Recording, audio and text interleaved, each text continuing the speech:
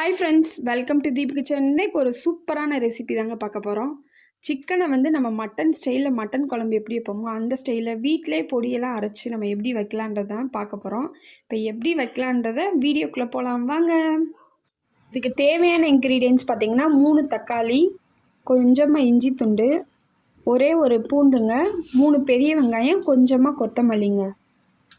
எல்லாத்தையும் எடுத்து வச்சு இந்த பிளேட்டை ஓரமாக தூக்கி வச்சுருங்க. அதுக்கப்புறமா இன்னொரு பிளேட் எடுத்துக்கோங்க. அதில் 7 வரமிளகா, 2 ஸ்பூன் ஜீரகம், 2 ஸ்பூன் பெருஞ்சீரகம், 2 ஸ்பூன் மிளகு, 2 ஸ்பூன் மல்லிங்க. எல்லாத்தையும் இன்னொரு பிளேட்டில் எடுத்து வச்சு அதையும் ஒரு ஓரமாக எடுத்து வச்சுருங்க. ஒரு குட்டி பிளேட்டாக எடுத்து 6 கிராமு கொஞ்சமாக பட்டைங்க எல்லாத்தையும் எடுத்து வச்சுக்கோங்க.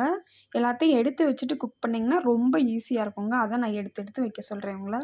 மசாலா அரைக்க போகிறேங்க. அதுக்காக நம்ம எடுத்து வச்சு அந்த 7 பட்டை வத்தலை நல்லா லைட்டாக ப்ரௌனாக, ரொம்ப தீஞ்சிற போது லைட்டாக மட்டும் வறுத்து எடுத்துக்கோங்க.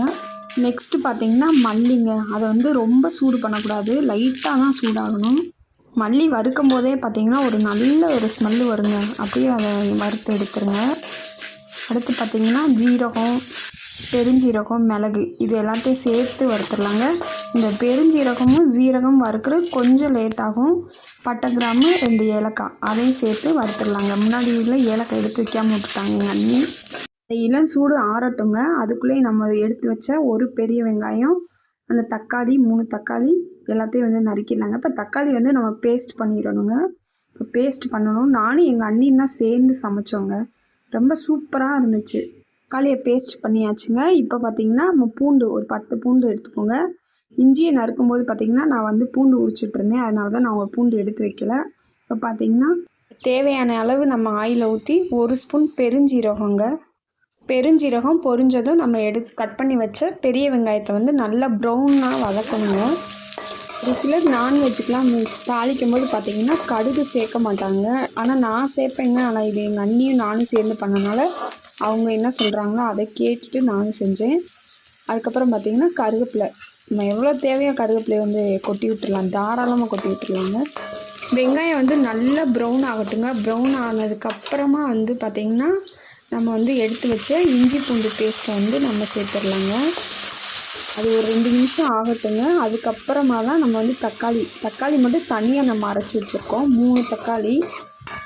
நான் பார்த்திங்கன்னா தக்காளி வெங்காயம் எல்லாம் வதங்கிடுச்சான்னு தான் பார்த்தேன். ஆனால் எங்கள் அண்ணி என்ன சொன்னாங்கன்னா தக்காளி வெங்காயம் எல்லாமே நல்லா வதங்கி அந்த ஆயில் தனியாக பிரிஞ்சு வரணும், அப்போ தான் அது செட் ஆகிடுச்சின்னு அர்த்தம் அப்படின்னு சொன்னாங்க. அதே மாதிரி பிரிஞ்சு வந்துருச்சு. பார்த்திங்களா எவ்வளோ சூப்பராக கொதிக்குதுன்ட்டு.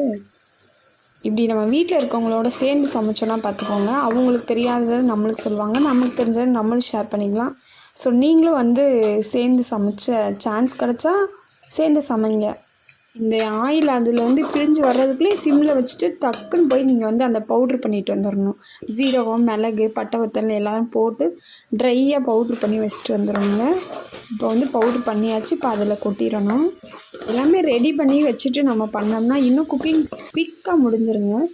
பார்த்திங்கன்னா பிரியாணிக்கு தான் நம்ம தயிர் சேர்ப்போம். பார்த்திங்கன்னா எங்கள் அண்ணி சிக்கனில் கண்டிப்பாக தயிர் சேர்க்கணும் அப்படின்னு சொல்லிட்டாங்க. அப்போ தான் இன்னும் கொஞ்சம் அந்த நான்வெஜ் சாஃப்ட் ஆகும் அப்படின்னாங்க. அதனால் இருக்கிற தயிரெல்லாம் எடுத்து கொட்டிட்டாங்க. வீட்டில் காலையிலே உர ஊற்றி வச்சுட்டாங்க ஃப்ரெஷ். இதை நீங்கள் அம்மியிலே அரைச்சி ட்ரை பண்ணிங்கன்னா இன்னும் அட்டகாசமாக இருக்குங்க. நான் மிக்சிலே நாங்கள் 2 பேர் பவுட்ரு பண்ணிட்டோம்.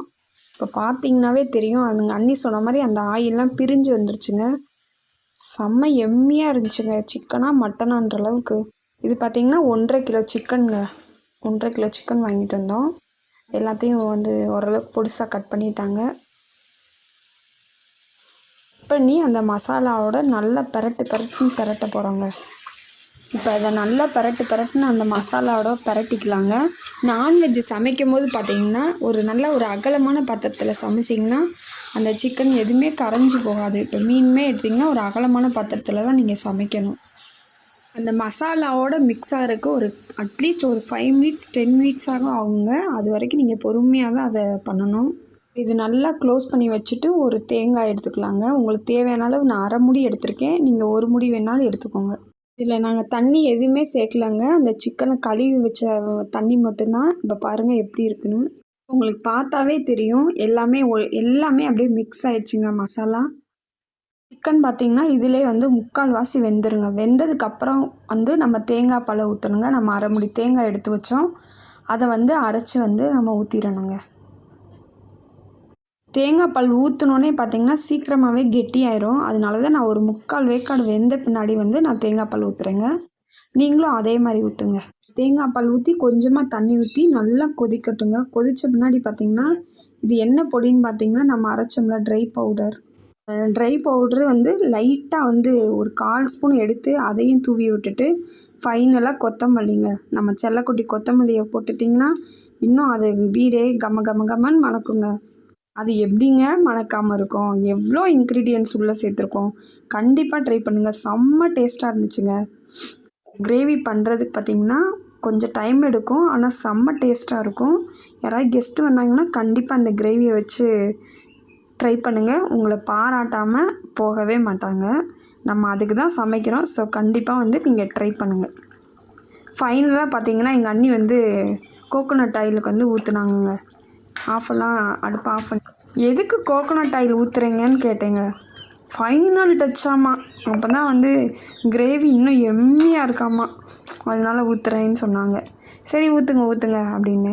ஆனால் அந்த கோகோனட் ஸ்மெல்லே கொஞ்சம் கூட இல்லைங்க, ரொம்பவே டேஸ்ட்டாக இருந்துச்சு. கண்டிப்பாக அந்த கிரேவி எல்லாருமே ட்ரை பண்ணுங்கள்.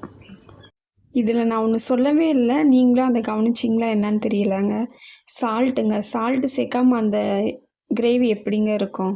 சால்ட் ஆனால் வந்து சேர்த்தாச்சுங்க. எப்போ சேர்த்தாச்சுன்னா நம்ம பொடி அரைச்சோம்ல, ஜீரகம் மிளகு எல்லாம், ஏன் அந்த பொடியோடு நம்ம அந்த சால்ட்டை சேர்த்தோன்னா நம்ம வந்து அந்த பிளேடும் கொஞ்சம் ஷார்ப் ஆகுங்க.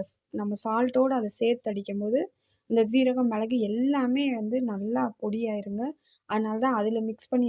இந்த வீடியோ கண்டிப்பாக உங்களுக்கு பிடிச்சிருக்குன்னு நினைக்கிறேன். பிடிச்சிச்சுன்னா லைக் பண்ணுங்கள், கமெண்ட் பண்ணுங்கள், மறக்காமல் தீபு கிச்சனை சப்ஸ்கிரைப் பண்ணுங்கள். Thank you so much tool. மறக்காமல் எல்லாருமே வீட்டில் யார் இருக்காங்களோ சேர்ந்து